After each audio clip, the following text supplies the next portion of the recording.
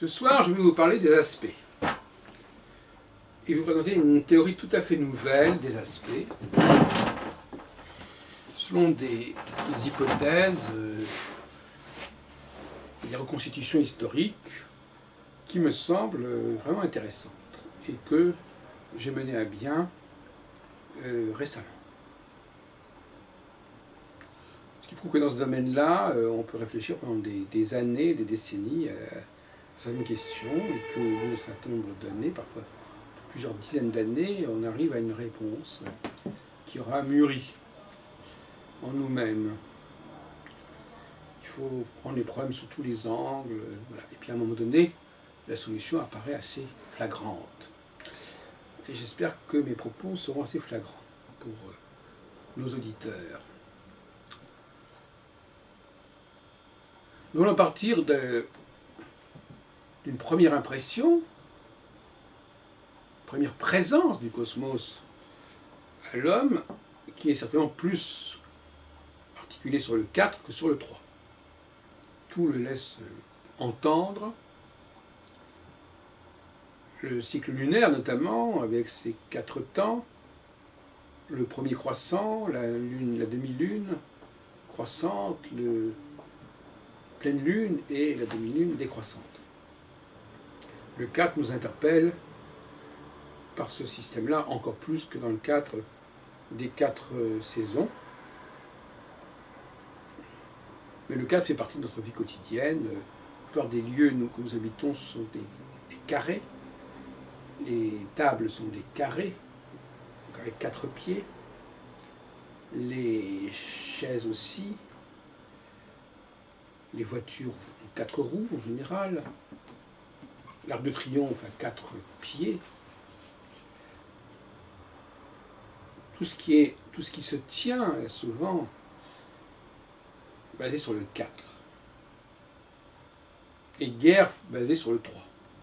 Or, nous avons 2 séries d'aspects, les aspects articulés sur le 2, 360, 180, 90, 45, et les aspects articulés sur le 3, 360, 120, 60, 30. Cette seconde série, d'où vient-elle? Pourquoi est-elle entrée en astrologie? Et peut-on combiner ces 2 séries en un seul et même cycle qui serait en quelque sorte valable pour toutes les planètes, comme semble avoir fait André Barbeau ou Lenoble? Je me porte en faux contre cette façon de procéder, ce syncrétisme des aspects. Je pense au contraire que chaque aspect correspond à une planète différente. Et notamment qu'il y a 2 grandes familles d'aspects, effectivement, qu'on vient de le dire. L'une saturnienne à base 2 et l'autre jupitérienne à base 3. Quand je dis ça, ce n'est pas simplement une formulation symbolique, cela vient aussi d'un constat numérique, sinon numérologique. On peut diviser le cycle de Saturne, comme celui de la Lune d'ailleurs, en 4, et pas vraiment en 3, tandis que le cycle de Jupiter, qui est l'autre grosse planète du système solaire, du moins jusqu'à la fin du XVIIIe siècle, après bon, il y a des transsaturniennes qui ne sont pas d'ailleurs aussi grosses que Jupiter. Le cycle de Jupiter, lui, peut être divisé en 3, 3 fois 4, ou en 6, 2 fois 6, ou 6 fois 2, avec le sextile. Donc j'aurais tendance à dire qu'il y a une astrologie saturnienne à base 4 et une astrologie jupitérienne à base 3. Et qu'à un moment donné, on a combiné ces 2 astrologies, en faisant une astrologie jupitero-saturnienne en quelque sorte.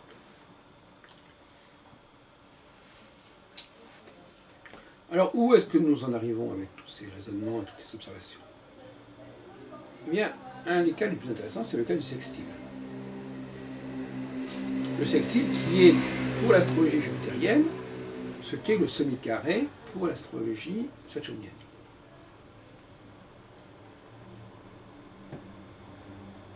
Le sextile qui est la moitié de 120, comme le semi-carré qui est la moitié de 90. C'est-à-dire qu'il coupe en fin de compte les phases de Jupiter, les 3 phases de Jupiter de 4 ans, il les coupe, ce qui nous donne 6 phases de 2 ans. Tout comme le semi-carré coupe les phases de Saturne de 4 ans, de 7 ans, et constitue une série de phases de 3 ans et demi. Donc, ce qui est vrai pour le semi-carré sera vrai pour le sextile. C'est-à-dire que cela correspond à une baisse de tension. Ça correspond à une implosion. Le semi-carré à mi-distance, à mi-chemin du carré, et donc constituant une espèce de contrepoint du carré, sera interprété, selon notre astrologie, les 2 carrés comme une période disons, de d'écrasement de la pyramide sociale, socio-culturelle, socio-professionnelle. Tentative en tout cas dans ce sens. Et donc, comme une crise en quelque sorte, du processus saturnien. Parce que, justement, c'est un peu comme une diligence qui se trouverait à mi-chemin entre son point de départ et son point d'arrivée. Il n'y a ni l'excitation d'arriver prochainement, ni encore la fraîcheur du départ. Il y a une forme d'essoufflement. Mais cet essoufflement, il vaut aussi pour le sextile, le semi-sextile, pour le sextile. C'est-à-dire qu'effectivement, à mi-chemin d'une période de 120 degrés, il y a ce milieu qui est 60 degrés, qui correspond également à une rupture, à une dépression, à un décrochage. Donc 60 degrés n'a rien à voir avec 120 degrés. Ou plus exactement, 60 degrés, c'est la nuit par rapport à 120 degrés qui est le jour. Tout comme 45 degrés est la nuit par rapport à 45 degrés qui est le jour. Là, nous avons donc 2 catégories d'aspects. Les aspects qui sont constitutifs du cycle, et puis des aspects qui modulent le cycle comment dirais-je, en introduisant une division à mi-parcours, qui correspond à une sorte de solstice, une sorte de retour vers le point de départ. Et nous avons donc modifié radicalement l'idée qu'on se faisait du sextile, qui est la nuit par rapport au jour, la nuit étant le sextile et le jour le trigone. C'est-à-dire que c'est une nuit au sens du niveau cosmique qui, à mi-chemin, n'est plus aussi tétonique. Donc il y a une dépression énergétique qui se répercute au niveau d'une dépression psychique ou nerveuse des personnes. Nous sommes actuellement dans une phase saturnienne rouge, donc de semi-carré.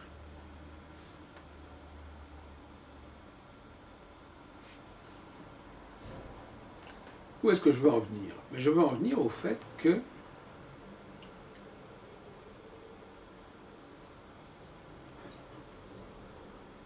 nous allons réinterpréter les aspects en ce sens. Mais paradoxalement, il ne sera peut-être plus facile de définir les aspects de semi-carré et de sextile, parce qu'effectivement, ils correspondent à des ruptures par rapport à un processus cyclique normal. Encore qu'ils font partie de la normalité même du système. Mais c'est un système qui, à un moment donné, est quand même dans le lâcher-prise, tout comme la nuit est dans le lâcher-prise par rapport au jour.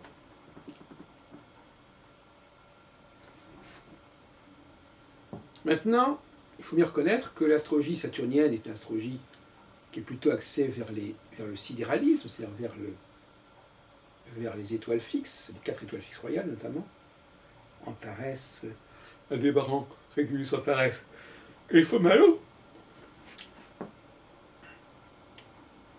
Avec un Saturne donc qui va s'ancrer au début de chaque période de 7 ans sur une conjonction avec l'une de ces 4 étoiles, tandis que Jupiter, lui, pourrait être divisé en 3 temps, et non plus 4, articulés sur les 4 éléments, parce que dans chacun de ces 3 temps, il y a la succession feu, terre, air, eau, parce que chacun des 3 temps, bien entendu, comporte 4 signes. Et ce n'est plus du tout les saisons, puisque pour les saisons, il faut qu'il y ait 4 temps de 3 signes. Non pas 3 temps de 4 signes. Et je dirais que l'astrologie jupitérienne est une astrologie tropicaliste, alors que l'astrologie saturnienne est une astrologie sidéraliste. Si la première saturnienne s'articule sur les étoiles fixes, la seconde, jupitérienne, s'articule sur probablement ce qu'on appelle le point vernal, c'est-à-dire le 0 degré Bélier. Et là, nous avons évidemment une articulation non plus sur une étoile, mais sur un degré, c'est-à-dire sur une convention quand même beaucoup plus abstraite que l'étoile. Et c'est justement tout ce qui distingue les tropicalistes qui ont un certain goût de l'abstraction mathématique, qui ne se soucient pas forcément de la réalité du corporel, des astres, et les sidéralistes qui sont plus concrets, plus censés être plus concrets, et qui sont capables de capter justement des configurations dans la mesure où ces configurations se situent par rapport à des étoiles fixes. Inutile de dire que nous sommes tout à fait opposés au combinatoire cyclique entre 2 planètes. Pensons que la planète a vocation à se combiner, à s'articuler par rapport au zodiaque. Zodiaque au sens le plus large possible, c'est-à-dire sans forcément tel et tel signe zodiacal en particulier, mais une sorte de structure générale au niveau cosmique, qui est d'ailleurs le résultat d'une projection du cycle de 12 phases, de 12 mois de la Lune. Et donc, par conséquent, nous avons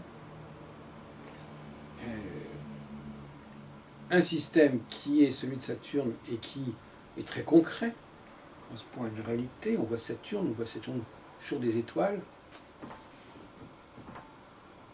On voit un Saturne qui s'articule sur les 4 temps de la Lune, des rapports Soleil-Lune.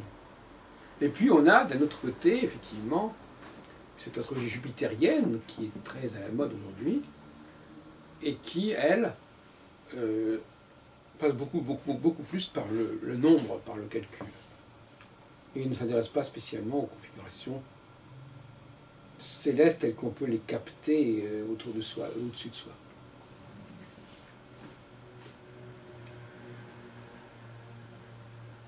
Donc, en pratique, à quoi sert ce système dont je viens de parler? Donc, je le présente un peu plus précisément. Donc là, nous avons le système de Jupiter, qui est divisé en 6, 3 fois 120 degrés. Et là, vous noterez effectivement que chaque phase de 120 degrés correspond à 4 signes qui sont chacun distribués entre les 4 éléments. Mais ce système de Jupiter n'est pas articulé sur des étoiles. Il n'y a pas un 3 étoiles qui divisent le ciel comme pour les étoiles fixes royales. Et donc, il s'agit d'un système qui est uniquement fondé apparemment sur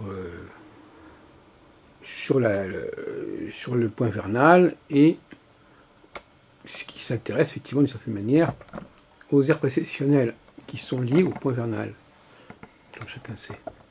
Et puis nous avons donc un système cette fois-ci en 8, à base de 80 degrés et à mi-chemin à 45 degrés, et qui lui s'articule directement sur les étoiles fixes qui sont à 80 degrés, qui correspondent aux 80 degrés en gros de ce schéma.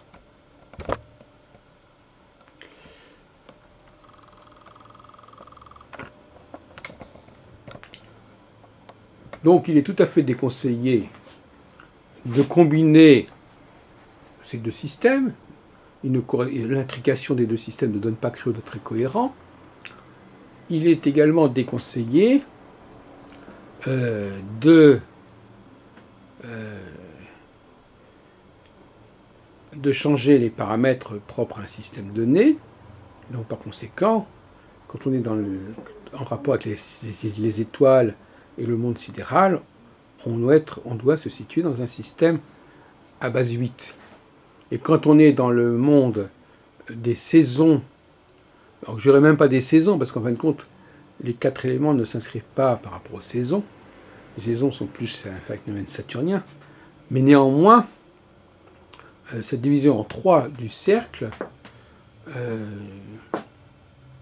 qui était d'ailleurs à la base de la théorie des grandes conjonctions, si prisée au Moyen-Âge et jusqu'au XVIIe siècle, ça inclut. Cette théorie des grandes conjonctions, Jupiter-Saturne, justement, était une théorie fondée sur le trigone, parce que, effectivement, entre deux conjonctions de Jupiter-Saturne, il devait se passer 120 degrés. Tout comme entre deux conjonctions de la Lune et du Soleil, doit se passer à peu près 30 degrés. Sur une déviance, un shift. Donc là, nous avons parlé de 8 aspects, enfin de 4 aspects, 120 et 60 d'un côté, 90 et 45. L'aspect de Jupiter, je dirais, est dérivé de l'aspectualité de Saturne. Il est dérivé dans la mesure où Saturne serait la matrice, c'est-à-dire qu'effectivement, Saturne donne le schéma fondamental, et par la suite, certains astrologues ont dû imaginer un système jupitérien, qui reconnaît la rivalité entre Jupiter et Saturne, puisque Jupiter finit par abattre en quelque sorte le pouvoir de son père, dans la mythologie gréco-latine. Et donc effectivement, nous avons ce qu'on appelle une dérivation. C'est-à-dire un phénomène matriciel qui donne naissance à un phénomène dérivé, qui se calque sur le phénomène matriciel, mais sous une forme décalée, puisque l'on passe de la division en 4 à la division en 3.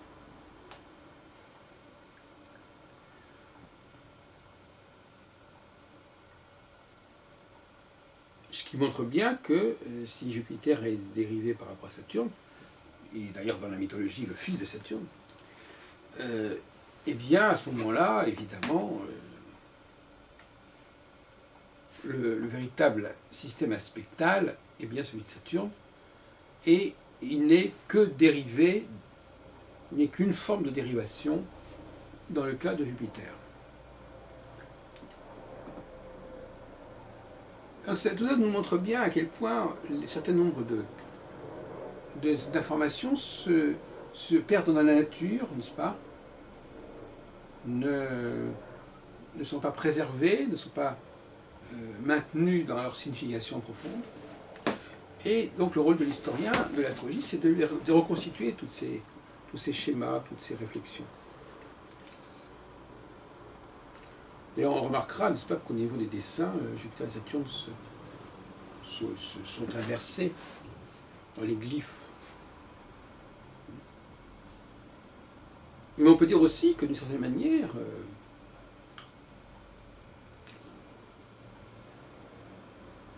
nous avons deux systèmes qui sont en rivalité, en tout cas, mais qui sont probablement aussi complémentaires.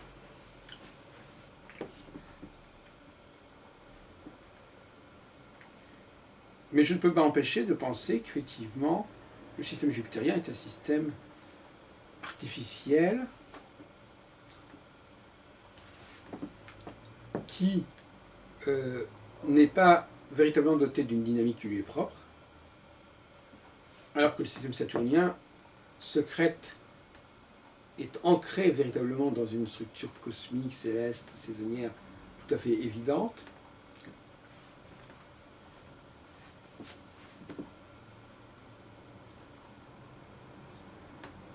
Donc, je crois que là, nous avons quelque chose de quand même assez nouveau. Dialectique, tout d'un côté le trigone et le sextile, et de l'autre côté le carré et le semi-carré. Alors,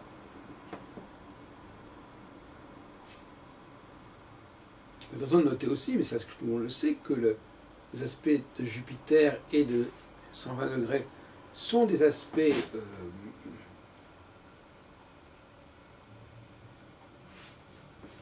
bénéfiques dans la tradition, et qu'inversement, les aspects saturniens sont des aspects maléfiques. Ça se comprend dans la mesure où Saturne est défini comme l'astre maléfique, la grande infortune, et que Jupiter est défini comme la grande fortune. Donc effectivement, là, il y a une dualité qui est assez marquante. Mais là encore, on trouve Jupiter qui serait en quelque sorte l'ombre de Saturne, qui n'existerait que par rapport à Saturne, que pour Saturne.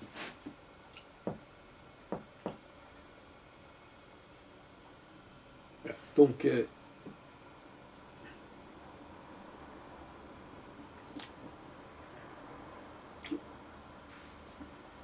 on peut s'amuser à combiner les valeurs jupitériennes et les valeurs saturniennes, mais moi, comme je l'ai déjà dit à plusieurs reprises, je préfère de loin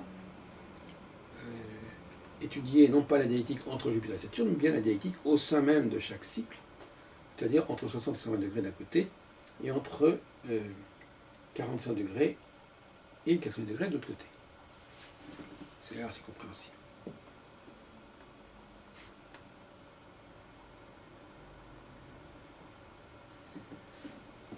Nous avons,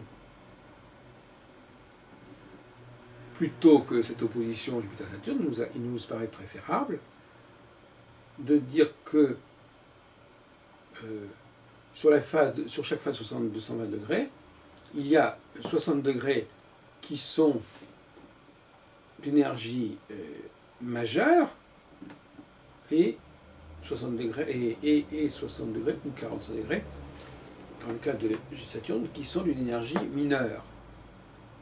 Effectivement, les gens ne se privent pas de porter des jugements sur nos publications, sur nos travaux. Alors, effectivement, est-ce que nous avons le choix de vivre selon les phases de Saturne ou celles de Jupiter? Je ne sais pas, je me suis absenté, peut-être qu'il y a eu une révolution. Donc c'est ça, c'est ce que je suis pas au courant. Donc il y a effectivement à revoir totalement cette théorie des aspects bénéfiques et maléfiques, parce que cette théorie n'est pas coupée par la différence entre le carré et le trigone, mais c'est à l'intérieur de chaque cycle qu'il y a effectivement cette dualité et qui implique effectivement que nous puissions répondre à un certain nombre de questions concernant cet aspect-là, c'est-à-dire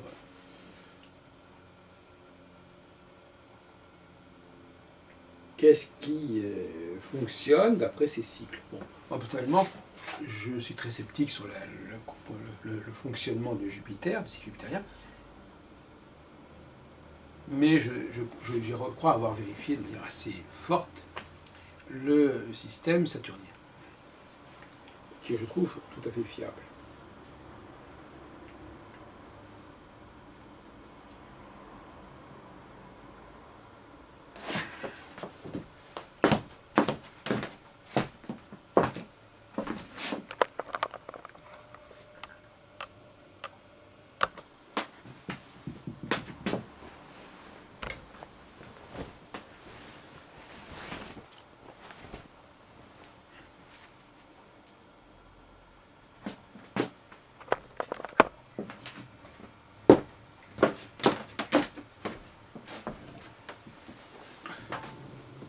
Alors dans cette autre causerie,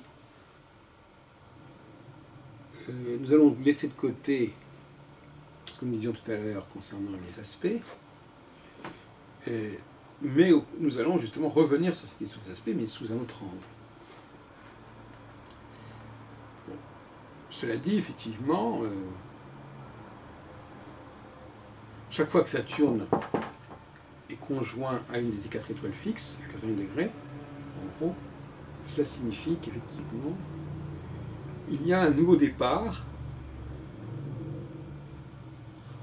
c'est-à-dire quelque chose à la fois qui se purifie, qui se virginise, qui se nettoie, et à la fois quelque chose qui va devoir repartir sur quelque chose. C'est comme une assiette qui serait nettoyée, mais qu'on se dépêcherait, qu'on se hâterait de remplir. Et donc en le remplissant, on la salit, on la souille. Donc effectivement, tout ça va durer de 40 degrés à 45 degrés. Et au bout de 45 degrés, eh bien, on a une phase que j'appelle la phase rouge, par opposition à la phase bleue, qui est une phase où la pyramide sociale se contracte et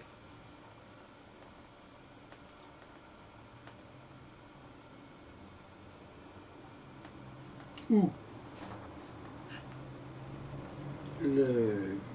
la dualité se résorbe. On ne distingue plus entre l'essence et l'existence, entre le maître et l'esclave, on est dans les Saturnales. On ne distingue plus entre le jour et la nuit, en quelque sorte.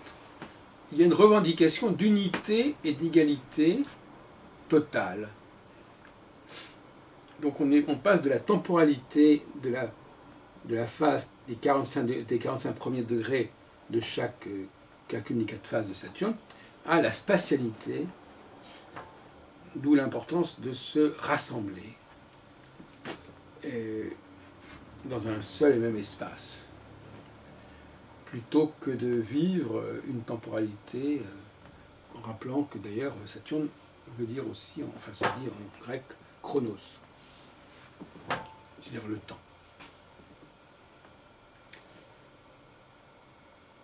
Alors, ce que je voudrais aborder tout de suite, c'est un autre problème. Je précise, je reviens un petit peu sur le fait que le cycle de Jupiter, je ne l'ai pas étudié. Il est peut-être pertinent d'ailleurs, c'est pas inconcevable. Il faudrait étudier les conjonctions de Jupiter au point vernal ou les trigones de Jupiter au point vernal, c'est-à-dire à 0 Lion et à 0 Sagittaire. Puis ensuite, évidemment, à mi-chemin, 15 degrés, 15 degrés de la... 15 degrés, oui, enfin si on veut, c'est 45 degrés à partir du zéro chez Saturne comme chez Jupiter. Et avec Jupiter, c'est 60 degrés, et avec Saturne, c'est 45 degrés. Mais ce que je voudrais dire plutôt, c'est que cette résorption, ce refus d'admettre qu'il y a deux plans, qu'il y a un haut et un bas,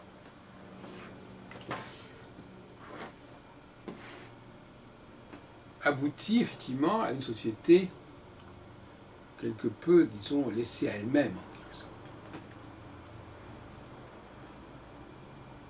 Alors, en conclusion de cette causerie, je voudrais insister sur le fait que il est quand même bien difficile de définir les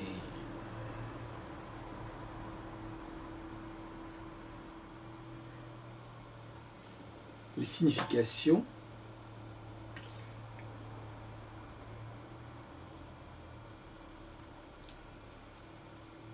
et je crois que si on utilise un langage trop ambivalent, trop ambigu, on ne va nulle part. C'est tout le problème de ce qu'on appelle généralement la précision en astrologie. C'est un terme extrêmement difficile à cerner. Alors, la précision, il faut se méfier quand on emploie ce mot-là, quand on entend ce mot-là. La précision, qu'est-ce que ça veut dire?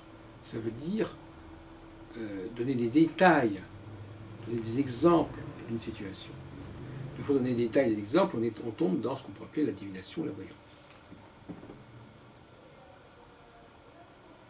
Mais moi je parle aussi de précision conceptuelle, c'est-à-dire qu'effectivement, si je dis qu'un processus va dans un certain sens, il ne va pas dans l'autre. S'il va comme ça, il ne va pas comme ça. J'appelle ça une précision. L'astrologue doit être capable de préciser dans quel sens vont les choses.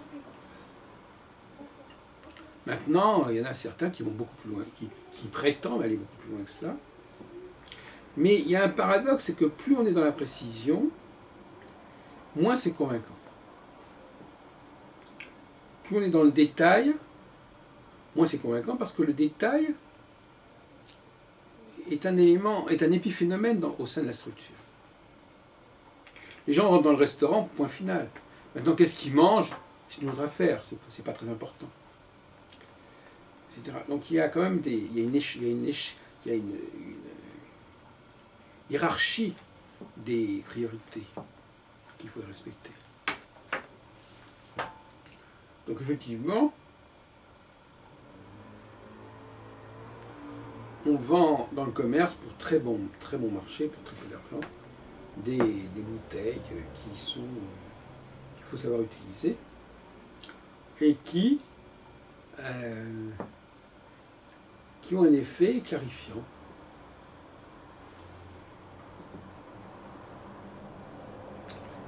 Alors, ce qui me gêne beaucoup dans tout ça, c'est que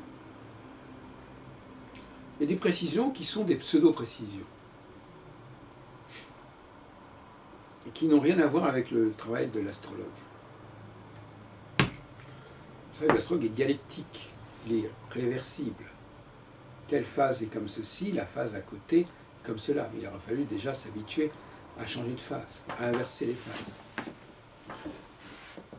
Donc ça, c'est très important, c'est cette capacité d'écrire dans quel sens les choses vont, très important.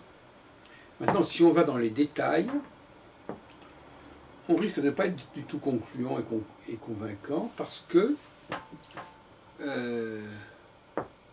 dire par exemple que quelqu'un va au restaurant et à manger de la dinde avec des haricots verts, ce sont des détails, c'est des précisions. Mais est-ce qu'elles font sens au regard de l'astrologie? Je ne suis pas du tout certain.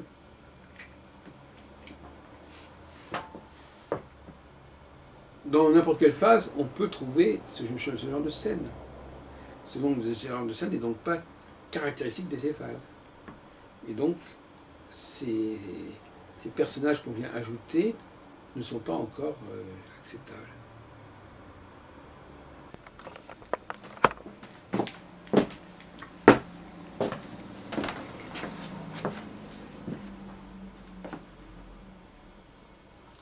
Où est-ce que je veux en venir? Je veux en venir au fait que, curieusement, on peut avoir raison sur des détails, mais pas sur les grandes lignes. On peut avoir raison sur des cycles courts et pas sur des cycles longs. Plutôt aux gens, par exemple, la personne s'est couchée, a mangé, est allée prendre un pot. Bon, tout ça n'a aucune importance, parce que c'est compatible avec n'importe quelle journée, à n'importe quel cycle. Quel que soit le cycle de Saturne, tous les jours, je fais certaines choses que je fais à n'importe quel moment. Je veux dire que il y a des choses qui ne changent pas selon la cyclicité saturnienne parce qu'elles appartiennent à des cycles quotidiens, des cycles hebdomadaires ou des cycles mensuels. Comme les juifs pratiquent le Shabbat toutes les semaines, quoi qu'il arrive, quoi qu'il se produise. Donc dire qu'il est significatif que quelqu'un ait mangé à telle heure ou soit allé à telle réunion à laquelle il va toutes les semaines, c'est une plaisanterie. Ce ne sont pas des... Donc le grand écueil de la pratique astrologique, et notamment de la prévision astrologique, c'est de basculer de cycles comme celui de Saturne, ou de Jupiter éventuellement, si tout est qu'il existe, vers des cycles courts, des cycles mensuels, des cycles quotidiens, des cycles annuels éventuellement. Et là, évidemment, on va avoir tout un ensemble d'activités qui sont d'une banalité extrême. Si par exemple j'annonce à quelqu'un, sous prétexte que c'est une configuration qui se déroule au mois d'août, si j'annonce à cette personne qu'au mois d'août il fera chaud et qu'elle ira se baigner, ou je ne sais pas quoi, c'est pas de l'astrologie. Comment est-ce que je veux dire? Ce n'est pas du tout l'astrologie, ça. C'est des cyclicités subalternes, si on peut dire, ou des cyclicités sous-jacentes, mais ce n'est pas de l'astrologie, et par conséquent, ça n'a pas de valeur distinctive, ça n'a pas de valeur opérationnelle pour parler des grands cycles. Donc il faut absolument éviter, dans la prévision astrologique, de basculer vers des prévisions qui sont d'un autre ordre, qui sont cycliques, mais qui sont d'un autre ordre, qui sont donc cycliques, donc prévisibles, et qui sont d'un autre ordre. Et je crains que dans beaucoup de cas, ce soit là une ruse, en quelque sorte, que de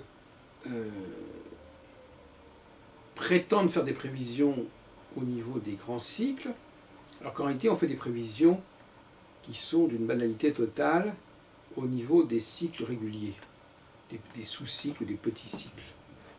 Donc ça, je crois qu'en effet, pendant longtemps je me suis posé la question, je me dis, mais alors, comment se peut-il qu'on puisse avoir tort sur les grandes lignes et raison sur les petites lignes? Ben voilà, parce que sur les petites lignes, et on pourrait presque prendre le mot au sens de ligne de chemin de fer, sur les petites lignes, c'est banal, ce sont des petits circuits qui ne dépendent pas, qui ne sont pas fonction des grands cycles. Et donc par conséquent, qui constituent un mode prévisionnel assez banal, dans lequel pas mal d'astrologues se complaisent, qui consiste à tenir compte du mois de l'année, du moment de l'année, de la saison, de l'âge, etc. Et tout ça c'est très intéressant, mais ça vient apporter des informations qui sont des informations pauvres, qui sont des informations appartenant à des cycles qui ne sont pas ceux qui nous intéressent. Et là c'est intéressant parce qu'effectivement, il y a le risque en astrologie de mélanger plusieurs niveaux de cyclicité et ça va interférer sur les résultats. Et ça va donner d'ailleurs des pseudo-résultats parce que il y a des évidences au niveau des cycles courts, mais qu'on ne saurait mettre sur le compte des cycles longs. Ce que l'on fait trop souvent. Donc c'était un point aussi que je voulais aborder dans ces causeries du début du mois d'août, puisque nous sommes aujourd'hui le 11 août, à quelques encablures du 15 août. Et effectivement, il il y a une astrologie en crise actuellement. Alors c'est amusant parce qu'elle est en crise, mais en même temps les gens ne sont pas conscients qu'elle est en crise. C'est un peu embêtant. C'est-à-dire qu'effectivement, elle se survit à elle-même en quelque sorte, comme vient de l'expliquer d'ailleurs. Elle véhicule un savoir qui est lui-même corrompu, dont elle n'a plus la clé. Et donc, finalement, c'est assez dommage, surtout pour une astrologie qui se prétend être, comment dirais-je, cyclique, de ne pas être soi-même dans une dimension cyclique. Alors, effectivement, l'astrologie contemporaine est une astrologie en crise et qui doit, il faut distinguer l'astrologie du XXIe siècle de celle du XXe siècle. C'est absolument fondamental.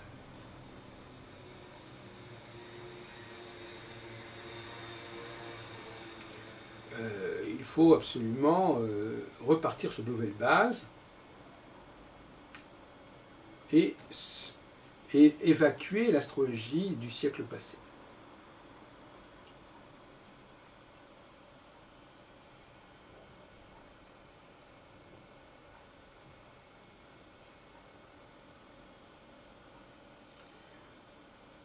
Je voudrais aussi parler des rapports entre l'astrologie et le droit.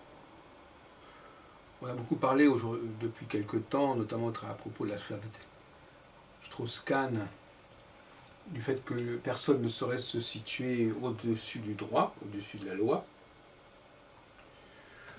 Moi, personnellement, je pense que c'est là un propos de phase rouge. Parce que normalement, notre société est tout au contraire une société qui a conscience de la pyramide, qui a des gens en haut qui sont peu nombreux, qui en bas sont beaucoup plus nombreux. Et par conséquent, ceux qui font la loi ne sont pas forcément ceux qui se l'appliquent. D'ailleurs, quelqu'un qui est un créateur a peu de plaisir à se soumettre à la loi, surtout si c'est sa propre loi. Donc je crois qu'effectivement, il y a en phase bleue, et ce n'est pas le cas actuellement, il y a des personnes qui échappent par leur créativité même, par leur génie, qui échappent à la loi. Et c'est souhaitable que l'humanité comporte et préserve cette qualité de personne.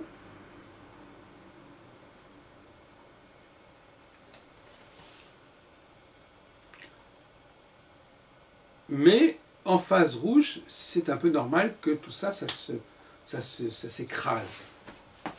On est passé de la temporalité pyramidale à une sorte d'écrasement spatial.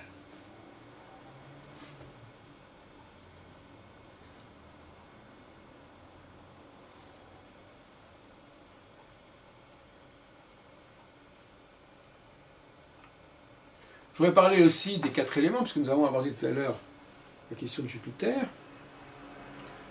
Il faudrait repenser les 4 éléments, feu, terre, air, eau, parce que le discours de l'astrologie actuellement sur ces 4 éléments est très pauvre, et puis en plus il est redondant, enfin je veux dire, il n'est pas d'hier, il n'est pas renouvelé. Donc je vais vous proposer, là, dans les quelques minutes qui nous restent, de réfléchir sur ces 4 éléments et sur ce que ça peut signifier quand il y a une dominante feu, terre, air. Je dis ça tout en sachant que je n'ai pas du tout l'intention d'interpréter les thèmes de naissance à partir de ce système. Pour une raison, c'est que je ne pratique pas les thèmes de naissance et je ne le conseille pas non plus. Mais la dialectique feu-eau me paraît, il faut d'abord devoir être interprété et abordé en premier. Ce sont 2 éléments que j'appellerais de l'ordre du temporel, c'est-à-dire du temps. le feu, vous laissez un objet un instant devant le feu, ça n'a pas beaucoup d'importance. Mais plus vous le laissez devant le feu, plus l'objet va se transformer. Donc le feu est un élément du temps. Et l'eau aussi, de cette manière, parce que, mais elle n'est pas dans le domaine du temps, elle est dans le domaine de l'espace, parce que elle se déplace. Vous mettez un objet sur une rivière, eh bien, il ne va pas rester à cet endroit-là. Il va bouger, il va se mouvoir. Donc le feu et l'eau sont des forces qui changent, qui bougent, qui font bouger. Tandis que l'autre groupe, celui de l'air et de la terre, est un groupe qui n'a pas ces mêmes caractéristiques.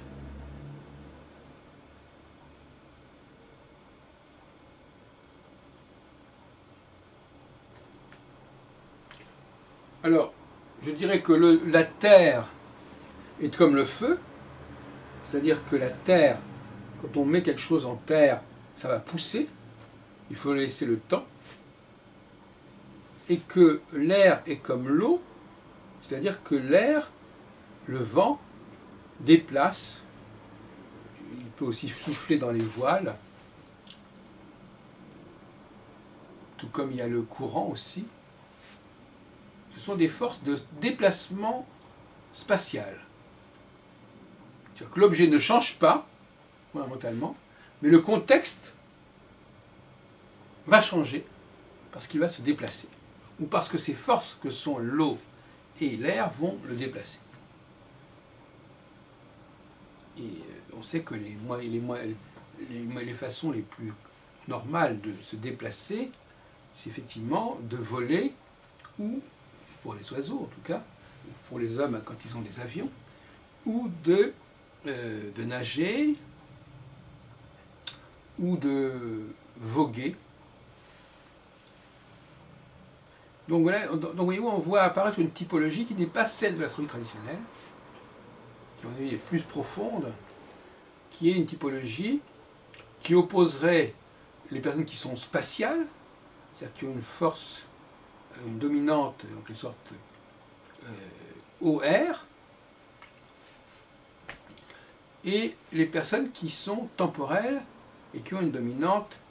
Quand je dis dominante, je pense notamment aux pratiques consistant à calculer le nombre de planètes dans un des 4 éléments.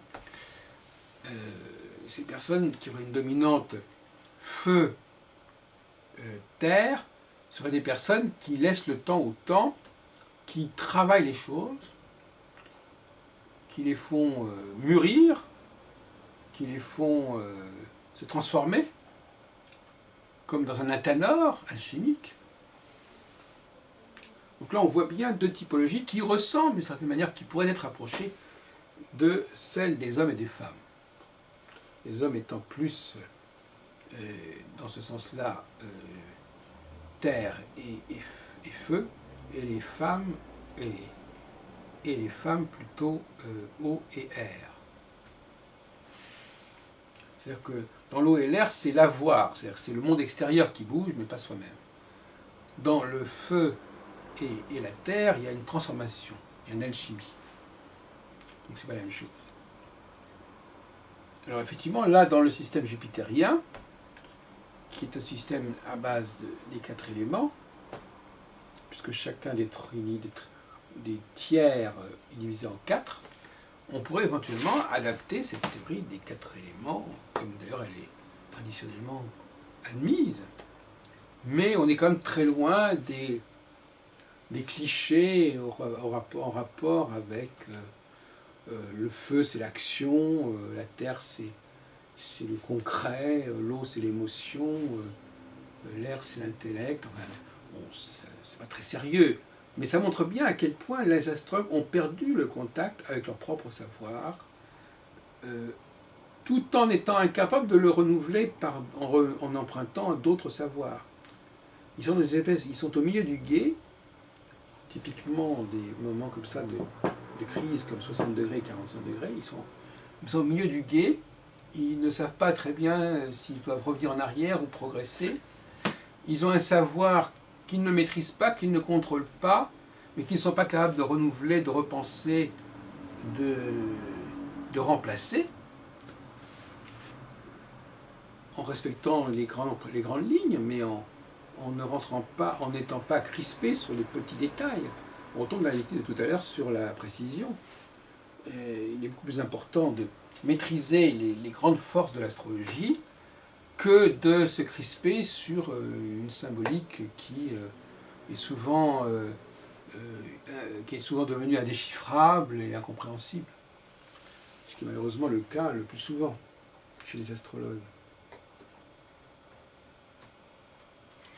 Voilà donc un certain nombre de choses que je voulais vous dire.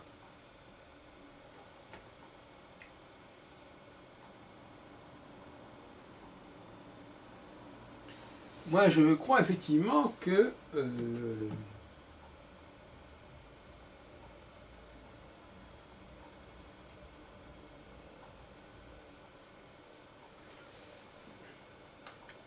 il y a nécessité, il y a même urgence de déterminer ce qui est le centre de la pensée astrologique.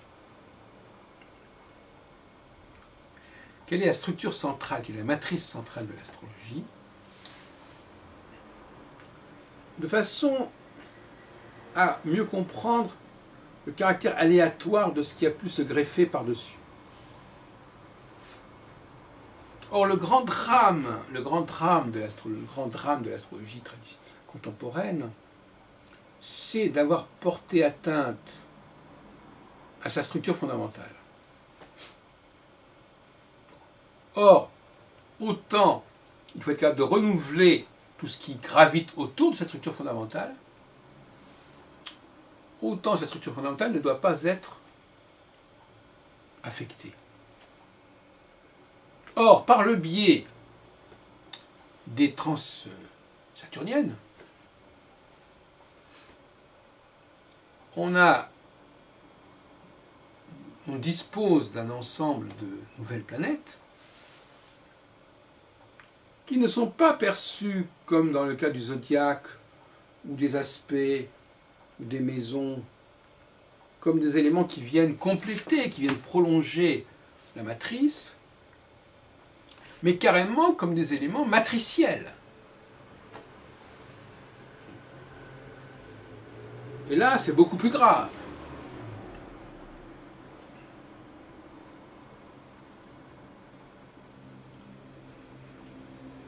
Voilà la crise fondamentale de l'astrologie contemporaine, comme chacun sait. C'est cette idée de force, d'énergie qui sont liées aux nouvelles planètes et auxquelles on donne un rôle absolument central. Ce qui est symbolisé d'ailleurs par l'intégration de ces nouvelles planètes dans le système des domiciles et des exaltations.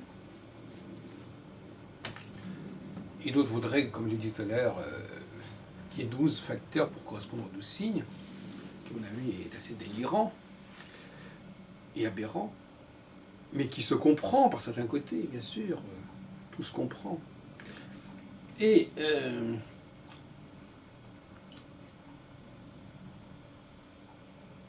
le paradoxe, c'est que l'astrologie n'a pas su renouveler sa contextualité, ou du moins elle n'a pas su renouveler ce qui était le contexte d'une autre époque en le remplaçant par un autre contexte. Elle a perpétué des notions qui sont très datées et qui n'ont plus grand intérêt. Et en même temps, malheureusement, elle n'a pas su préserver sa structure matricielle fondamentale, qui est noyée elle-même, qui d'ailleurs n'apparaît plus, qui n'émerge plus, de façon claire, comme un fer de lance de l'astrologie. On n'en est plus là. Donc effectivement, l'astrologie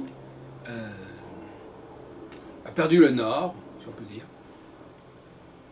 et elle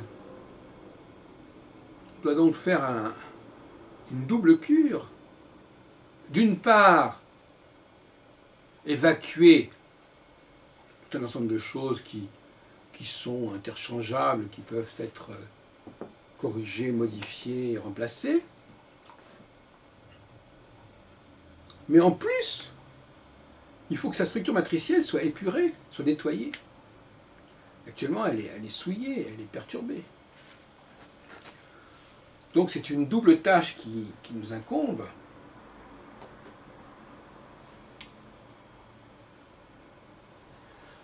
Il faut faire l'inventaire,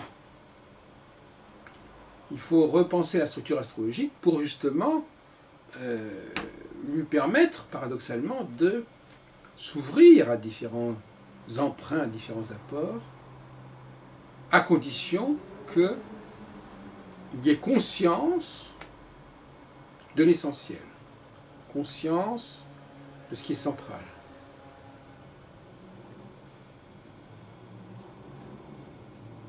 Je ne sais pas exactement ce que veut dire la formule « science sans conscience n'est que ruine de l'âme », mais d'une certaine manière, il y a en effet une nécessité de quelque chose de structurel, de matriciel, qu'il faut préserver, qu'il faut sanctuariser, et qui paradoxalement, parce que ça sera préservé et défini clairement, pourra s'ouvrir à des éléments, des influences extérieures. Celui qui n'est pas sûr de lui ne s'ouvre pas. Parce qu'il d'abord il ne sait pas, il ne connaît pas la monnaie d'échange, il ne sait pas ce qu'il peut évacuer de lui, et ce qu'il peut apprendre de l'autre ou reprendre de l'autre. Donc il y a une confusion relationnelle qui est assez patente dans tout ça. Et donc par conséquent, cette astrologie du XXIe siècle que j'appelle de mes voeux sera une astrologie qui sera une astrologie de phase, de période, mais pas de périodes qui s'entrechoquent, qui se croisent. Ou, si on préfère, pourquoi pas effectivement un croisement entre une phase bleue et une phase rouge. Tantôt c'est l'une qui passe, tantôt c'est l'autre qui passe, comme il y a avec les feux. Et à partir de ce moment-là, effectivement, on peut parler de croisement. Mais en revanche, ça n'est pas du... là il s'agit de laisser, par exemple, de laisser l'autre système prendre le relais pendant un certain temps, mais il ne s'agit pas de mélanger les deux systèmes. C'est la temporalité qui va faire qu'il y aura une alternance. Mais quand on est dans la spatialité, étant donné qu'il n'y a plus ce facteur de temps, on a tendance à vouloir tout mettre ensemble, tout réunir ensemble, et ça crée une grande confusion, dont l'expression la plus classique est évidemment le thème natal. Voilà, au revoir.